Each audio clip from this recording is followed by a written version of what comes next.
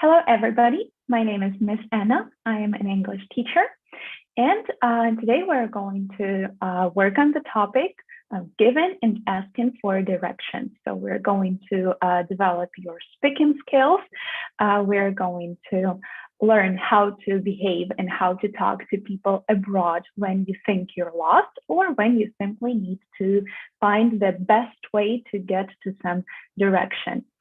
So let's take a look at the first task for us today. Of course, the directions, asking for directions is closely connected with reading maps. So what comes to your mind when you hear the word maps? And are you actually good at reading maps? Do you understand all those pictures and roads? So how does it work with you? What are your associations?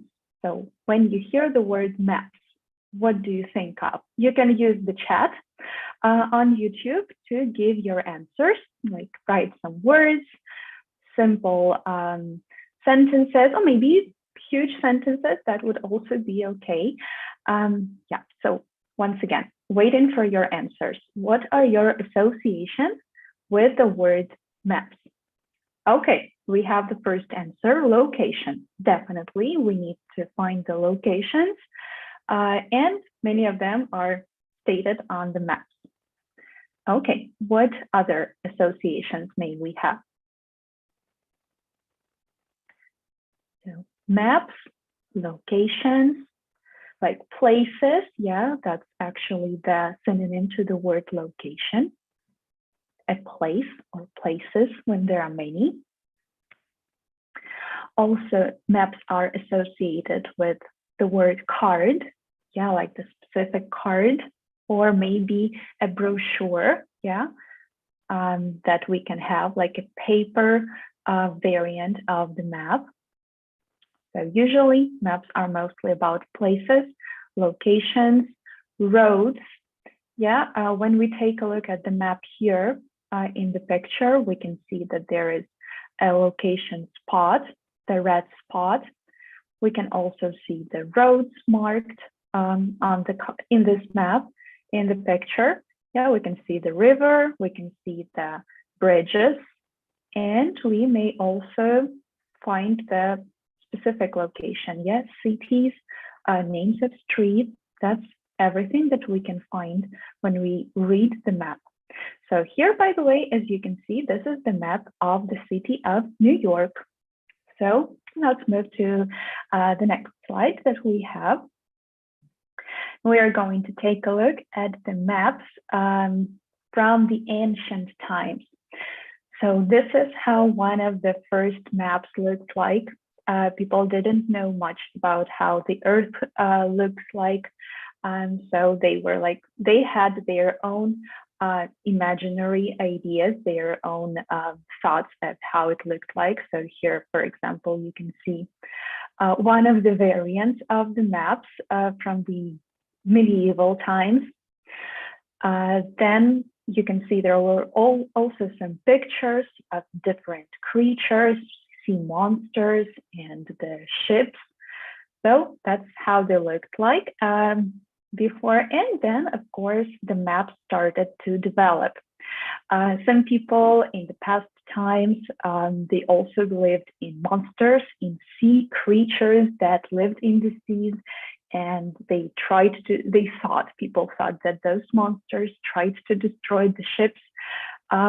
So they also drew the imaginary creatures in those maps as well.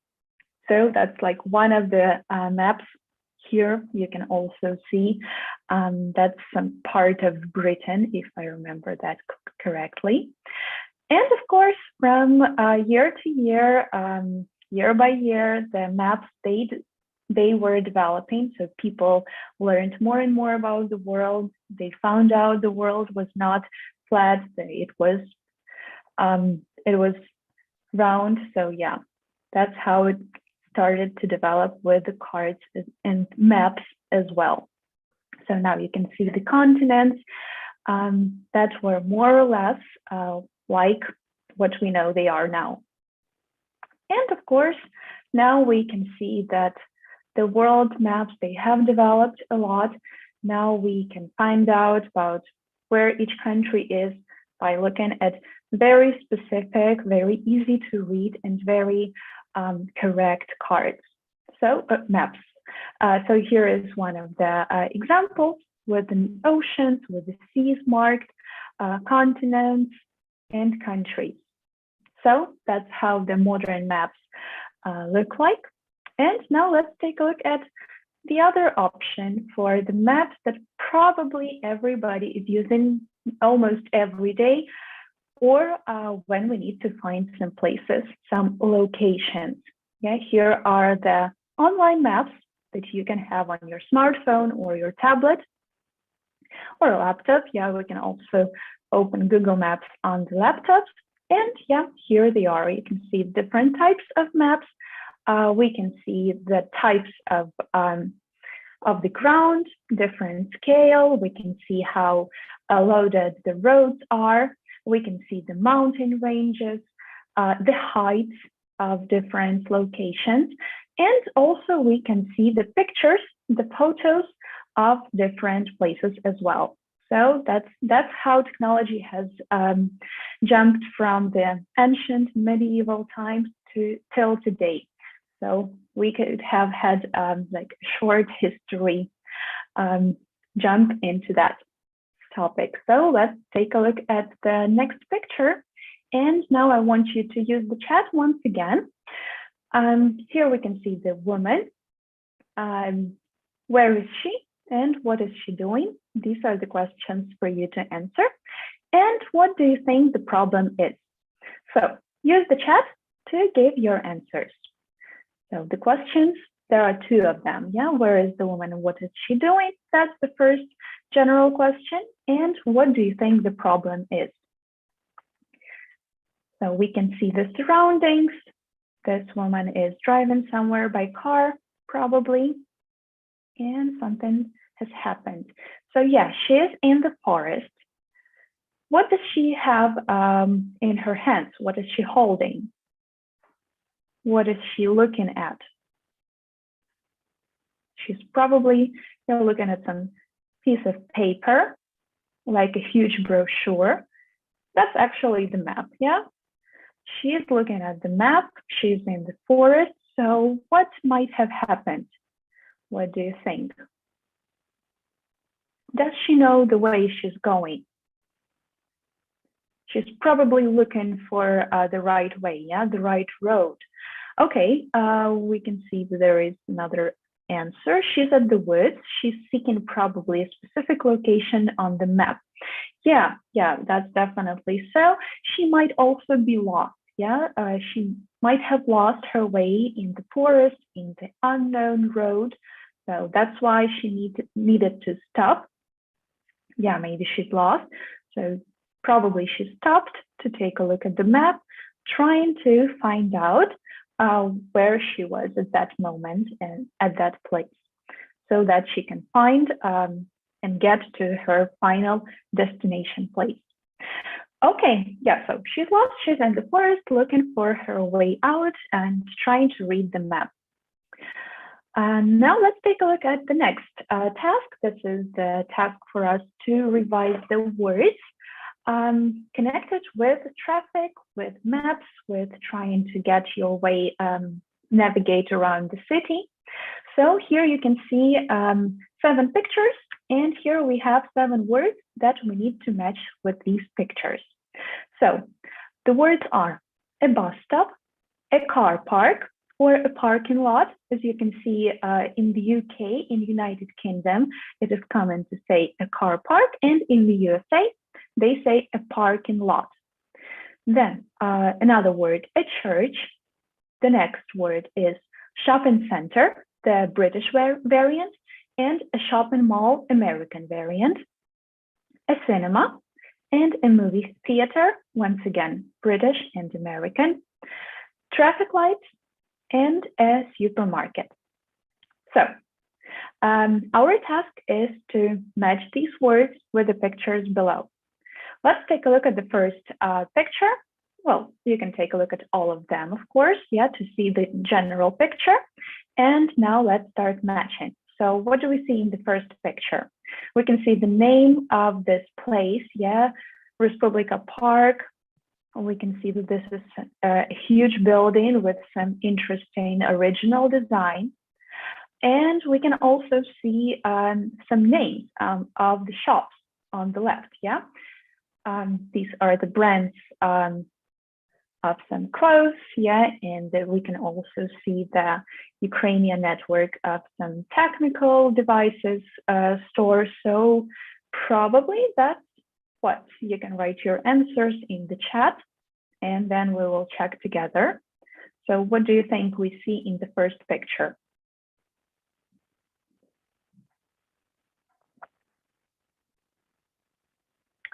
Okay. Yeah, that's definitely a shopping center or a shopping mall. Okay. Don't forget shopping center UK variant, shopping mall US American.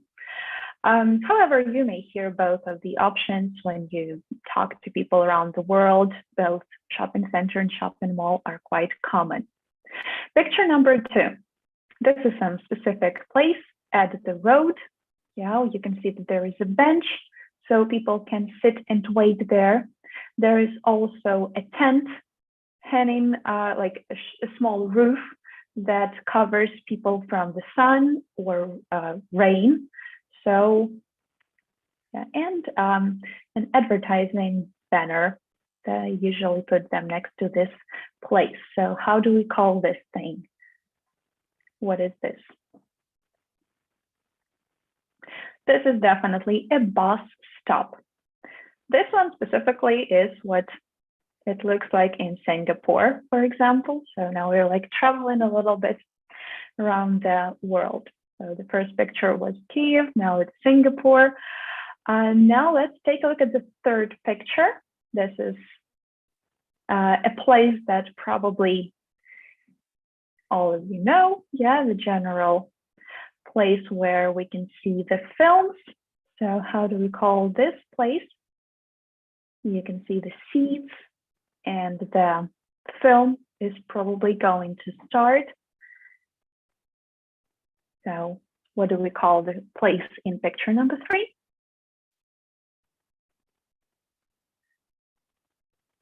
That's actually a cinema in British English, or a movie theater in US. Also, they call it movies. So what about number 4? Let's take a look. What do we call this thing? They're usually hanging at the road, helping people to know where they can cross the road, when the cars can drive, or when we need to stop and wait for the traffic to change. So what do we call the thing in picture number 4? That should be quite easy.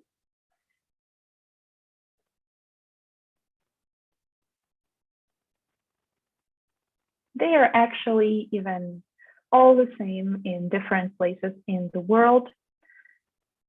So no difference in colors that are used in these things. They are called traffic lights. Yeah, they help us to organize the movement in the streets, in the roads. So traffic lights in picture 4. Picture number 5. What can we see here? What do we call this place? This is actually, this place can be at the shopping mall, at the business centers, or maybe even just in next to the living houses. So also quite a common thing. This place, yeah, there are lots of cars. There are specific lines, yeah, can you see them? Special lines that show where you can put your car. So yeah, this is definitely car park, or once again, in America, in the USA, they call it a parking lot. So car park, parking lot. Good, well done. Let's take a look at number 6 and number 7. Here are two places that are left for us to match. We have the words a church and a supermarket left. So what do we have in picture number 6? This is a specific building. You can see a cross on the top of it. So this is called, what is it called? You can write your options in the chat on YouTube, don't forget, and then we can check together. Yeah, so this is a specific place where people can go and pray. Yeah, and they can, the people who follow their religion. This is a church for sure. And quite easy, number 7, the easiest one. Nothing difficult to choose, nothing difficult to guess. Yeah, this is definitely a supermarket. Yeah, people are shopping here for food, for other goods. So yes, this is a supermarket. These are basically the main places in the city, yeah, that you can see every day. You can pass by or drive by next to them. So now that we have revised the words that are connected with the city traffic and places in the city, let's take a look at the next slide. Here we have the words and phrases that are needed to be put in 2 categories: directions and road traffic words. So look at these words and phrases and put them into 2 categories. Let's take a look at the phrases first. Carry on straight, cross the road, crossroads, go past main road, pavement, pedestrian crossing, straight on, take the second turning on the right, 3 blocks up, traffic lights, underpass. So you can take a look at the words. If you don't know the translation, you can simply Google it while you're looking at the slide. It's still here. I'm not going to take it away. So now let's take a look at these phrases. We need to think which of them will go to the directions table and which ones will go to road traffic words. So when we give directions, when we help people to find their way, or when we ask for the way, we are asking for directions or given directions. In this case, we need to use some specific phrases. They are usually very standard. Yeah, there is nothing difficult. We don't need to look for the words. We can simply learn the general structures. So let's take a look at the phrases and think whether they are directions or road traffic words. So carry on straight. Can we use it as a directions? Probably yes. Yeah, we can say we can hear, yeah, the directions. Carry on straight and then turn left. So this is probably directions.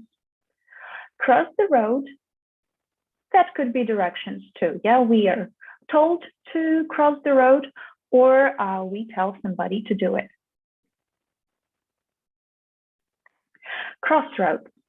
That's probably the place. Yeah, so this word is connected with road traffic. We will take a look at this later. Go past main road. So you can hear this as a direction. Pavement. This looks more like road traffic word. Pedestrian crossing. Also. Straight on. So also looks more like a direction. Take the second turning on the right. Probably direction too. 3 blocks up. You may hear that as a direction. Traffic lights. Also looks more like a road traffic word. And underpass. The last one, well, is that direction? Not really, more like road traffic words. Well, now let's take a look at the first category and summarize everything. I'll probably give you some translations, so it might be easier for you to catch the idea. So once again, here we have the first category of direction. Вказівки. Carry on straight. Йдіть прямо. Cross the road. Перейдіть дорогу. Go past main road. Йдіть вздовж основної дороги. straight on, прямо, take the second turning on the right, поверніть праворуч на другому повороті, and 3 blocks up, 3 квартали вперед. So these are the directions, yeah, these are the phrases that we use to give or when we hear the directions. Now, let's take a look at the rest of the words. They come to the category of road traffic words. So let's check them out. Road traffic words are crossroads, pavement, pedestrian crossing, traffic lights, and underpass. So once again, crossroads, перехрестя, pavement, тротуар, pedestrian crossing, пішохідний перехід, traffic light, світлофор, underpass, підземний перехід. So this is how we can see the road traffic words and the direction. They can actually work together in different phrases. Yeah, we can mix and match them to make the sentences to talk about directions when we need to. So yeah, these are the phrases connected with road traffic and asking and giving for directions. Now let's take a look at the next thing we're going. It's not a task, it's just like a short lecture for you. These are 7 tips, pieces of advice on how to ask for directions in English. So when you are in Europe or in any other different country, it's quite a good idea, yeah, to know and to use English to ask for directions because that's the worldwide language. Most people know that. Most people speak English, so you will be able to find somebody who can help you. So here are, once again, 7 tips about directions. Asking for directions is the first thing we do when we arrive to a different country, or even when we are just trying to find a place. Knowing how to ask for them can make our life so much easier. So instead of standing in the street looking at your phone, trying to download the Google Maps, sometimes it's much easier and faster and better to ask somebody to help you find your way. So let's take a look at the tips. This is the first one. Use greetings and polite expressions.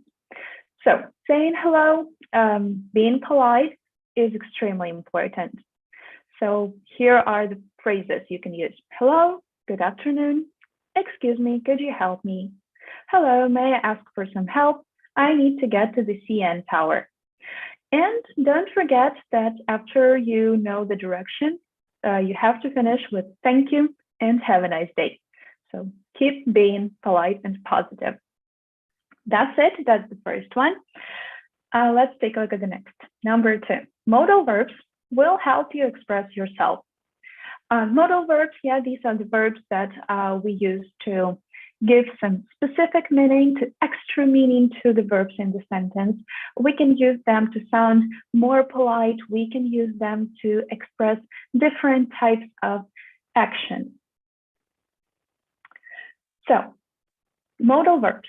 May I ask you how to get to the Eaton Center? Could you help me? I would like to go to the Royal Museum. This is it. There are, of course, many more different expressions that we can use with modal verbs. These are the main ones, so you will never make a mistake if you use these phrases when you're looking for directions. You're looking for the destination that you need to find. Okay, tip number 3. Build your vocabulary. So of course we need to learn the words to speak the language. Yeah, that's actually how you will use the words in different situations. We have just seen different words, vocabulary connected with traffic, with the destinations, with the directions. So use them in your own speech. So yeah, learn the basic vocabulary. It can be used when getting directions, frequently visited places. In the place that you're visiting, again, that's quite useful to know them too. So for example, the places can be Hyde Park, Dundas Square, Queen Street, Union Station. That's actually from some cities in Canada, and general vocabulary that is common for basically every place. Traffic lights, bank, post office, constructions, block. So, and how can we use them in the sentences? Let's take a look at the box to the right. It's about 2 blocks from here, 2 blocks. Yeah, 2 квартали. So basically, again, the phrase we have just had in the previous exercises. Go along the street until you reach the traffic lights. So traffic lights can be a good point of giving directions and asking for them too. You will see construction on the road. That place is very close to Trafalgar Square. So Trafalgar Square in London, yes, everybody knows where it is, everybody knows what it is. So once again, popular places can be a good thing for you to know, to navigate around the city, around the new place that you have come to. So let's take a look at the next one. It's tip number 4. And let's remember, we need to know how to ask a question. So to ask a question, of course, we need to use the question words: when, why, which, where, how, and so on. So use the words, use the adverbs, try not to leave any information out, be specific, ask a specific question, because when you ask those specific questions, you have more chances of getting a specific answer, an answer that will give you the most correct explanation on how to get somewhere. So here are the examples. How can we get to Hyde Park? Where is Chinatown? Where am I on this map? Which subway line should I take to get to the Rogers Center? So these questions are very specific, as you can see. Yeah, you're not given extra information. You're not asking for extra information. You're given the exact question. You need to get somewhere. You're asking about this specifically. So that's how it works. Know how to ask a question. Let's take a look at tip number 5. We need to use the imperative sentences when given instructions. What does it mean? We may also expect people to use those imperative sentences when explaining to you where to go. So imperative in English means наказовий спосіб. That's what we use in given directions. For example, go down the street, go straight and up the stairs, go down the escalators.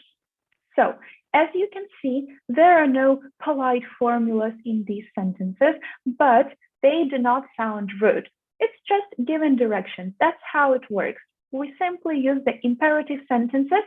So these sentences start with a verb at once. Yeah, without any other subject or other words in the beginning. So we start with a verb.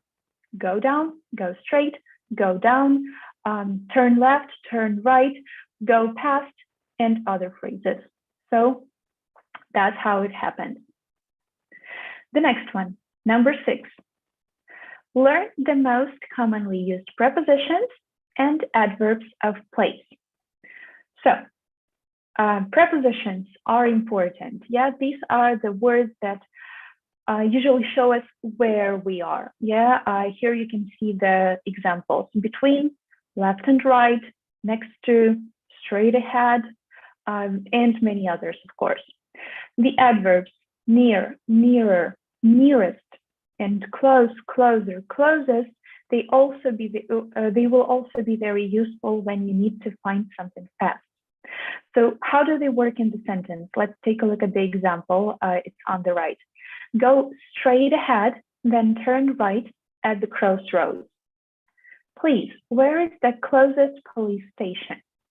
So when you're asking for the nearest things, yeah, when you are asking for directions, those prepositions, next, between, after, above, and so on, they will be quite helpful.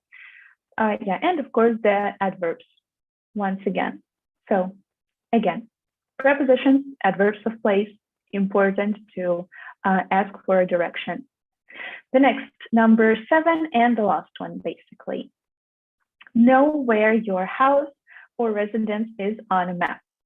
Before you go on a trip, check first where your house is located on a map. Find it and mark it. It is important to know where you live. So definitely, yeah, you don't want to get lost in the new city, in the new places.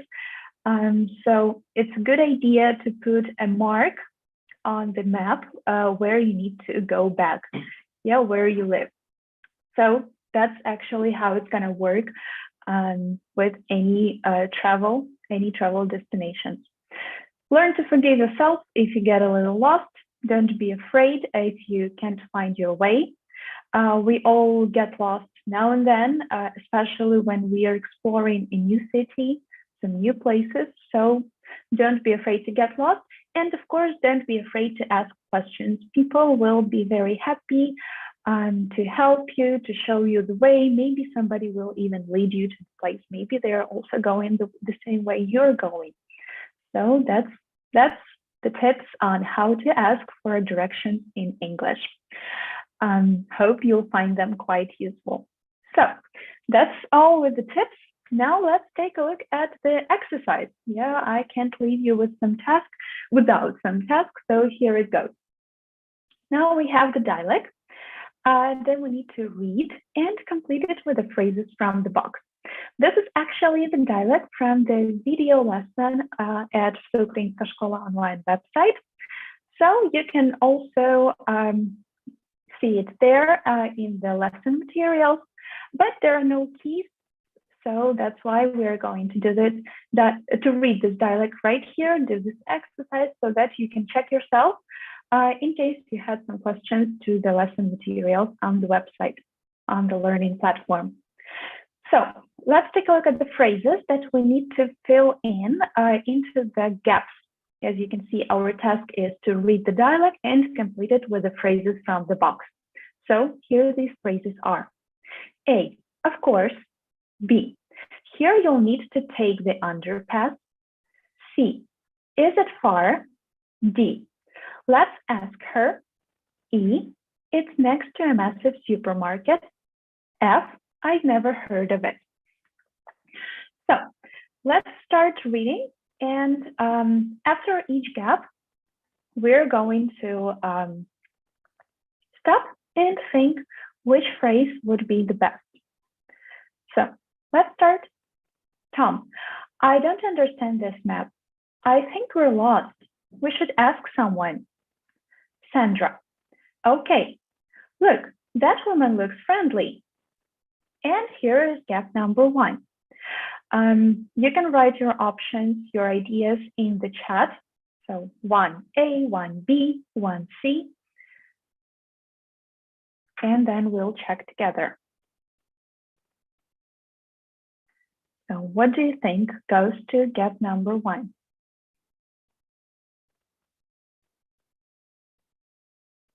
Pay attention that the phrases with the letters, they already have the punctuation that fits the gaps perfectly. You can see that the sentences that start after a full stop, they have capital letter in the beginning. Yeah, if it comes after a comma, then it has a small letter. So what would be the best answer here? Okay, I can see some answers that are already in our chat. So yeah, number 1 is D. That woman looks friendly. Let's ask her. Let's move on. Let's continue. Tom, excuse me, could you help us, please? We're a bit lost. Woman. And here goes gap number 2. What could she answer? Take a look at the rest of the phrases. It should be quite easy here. Her answer would be a synonym to sure, no problem, definitely. Okay, come on. That's also what she could say, but she's saying something different. So what would be the answer here? What can we answer in gap number 2? What do we choose? Which phrase? Of course, here you'll need to take the underpass.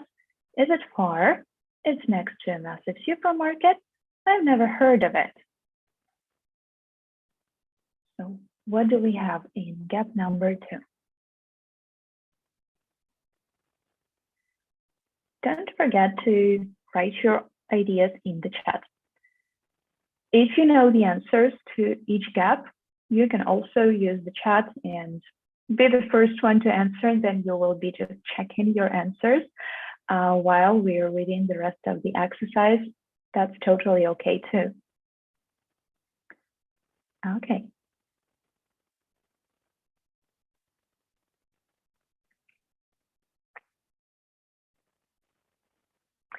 Well, let's move on. Anyway, I can see any ideas in the chat, but that's fine. Let's continue. So once again, Tom says, "Excuse me, could you help us, please? We're a bit lost." And the woman answers, "Of course." So she doesn't mind helping them with finding their way out somewhere. And let's go on with the dialogue. Tom, are we going the right way for the Big Ben language school? Woman, I'm sorry. Gap 3. Do you know which street it's on? Sandra, yes, it's on London Avenue. So let's pause here. Gap number 3. I'm sorry, do you know which street it's on? What do we have in the gap? Here you'll need to take the underpass. Is it far? It's next to a massive supermarket. I've never heard of it. So Tom is asking about the right way for the Big Ben language school.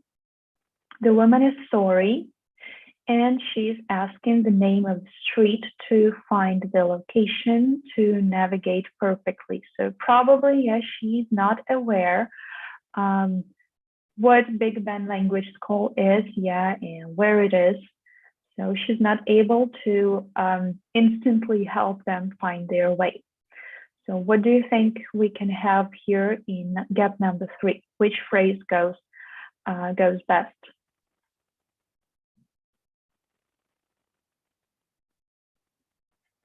Okay, I'm going to wait a little bit for the answers.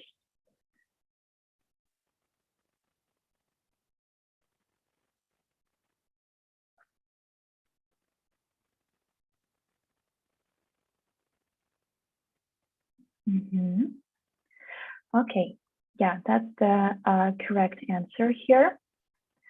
3 would be F. I've never heard of it. So that's how she says she doesn't know what this place is. I've never heard of it. Do you know which street it's on? Sandra, yes, it's on London Avenue. Woman, oh, I know London Avenue. From here, you need to carry on walking, stay on this side of the pavement, go straight on until you reach a busy main road. Gap 4, when you come out of the underpass, go right and take the second turning on the left. So let's pause here. What can we have in gap number 4? So here we can see that the woman is already given the directions. Stay on this side of the pavement, go straight on until you reach a busy main road. Then she says to go somewhere, so then she gives some other specific directions. And then she says, when you come out of the underpass, go right and take the second turning on the left. So she's talking about the underpass, підземний перехід. So we need to find the answer, obviously, that includes this word in the sentence. That's the only option here. That's definitely sentence. BCE, what do you think? Write your ideas in the chat. What may we have in number 4? It should be quite easy after all the explanations I have given to you.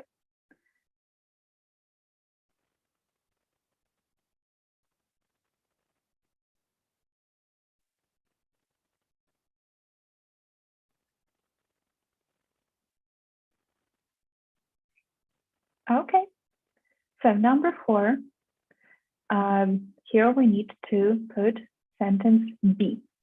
Here you'll need to take the underpass. Yeah, you can see that the woman is talking about the underpass here later. When you come out of the underpass, she hasn't mentioned it in the previous sentence, yeah, in the first part of her giving the direction. That's why that's the only logical, correct answer that could fit into gap number 4. So let's continue with the rest of the dialogue. When you come out of the underpass, go right and take the second turning on the left. Tom answers this question, answers and continues the conversation. He says something. We need to find out, yeah, what it is. And the woman answers to him, no, it's about a 5-minute walk. Okay, thank you very much. So let's pause right here, yeah, and think on gap number 5. So the woman has given Sandra and Tom the directions on how to get to the place. So then the woman says, well, Tom says something, woman says, no, it's about a 5-minute walk. We can assume that he asked her a yes or no question. Yeah, the question that can be answered with yes or no, yeah, obviously. So, yeah, you're quite right. I can see your answers. That's definitely answer C. Is it far? Yeah, he asks her whether it is far to get there. She says, no, it's about a 5-minute walk. Okay, thank you very much. And Sandra says, so probably they have taken a walk. And she says, okay, this is London Avenue. Let's ask this man where the school is. Excuse me, could you tell us where the Big Ben Language School is, please? Man, sure. Go straight on. Cross the road at the traffic lights, then carry on straight for about 4 minutes. Sandra, is it next to anything? Man, gap number 6, yeah, he answers the question. You can't miss it. If you reach the library, you've gone too far. Sandra, thanks, that's very kind of you. Man, you're welcome. So what could be the answer from the man to the question asked by Sandra? Is it next to anything? So she's asking, is there any other object that is quite remarkable, yeah, that you may notice when you see it at the first sight? So is it next to anything? Well, this should be quite easy. Yeah, we don't have many options to choose from. So yeah, here it is definitely sentence E. It's next to a massive supermarket. You can't miss it. So біля великого супермаркету ви точно його не пропустите. You can't miss it. That's, by the way, a very good phrase that you can use not only for directions, giving directions, asking for directions, but also to, you can use that in different spheres of your life. Okay, that's basically it with the rest of the, with all of our lesson for today. Thank you very much for being here, for watching, for being active in the chat. Take care, wishing you well. Good luck with all your studies, and those who are taking the journal this year, also good luck with your exams. So see you next time. Have a great day. Goodbye. And see you next time. See ya.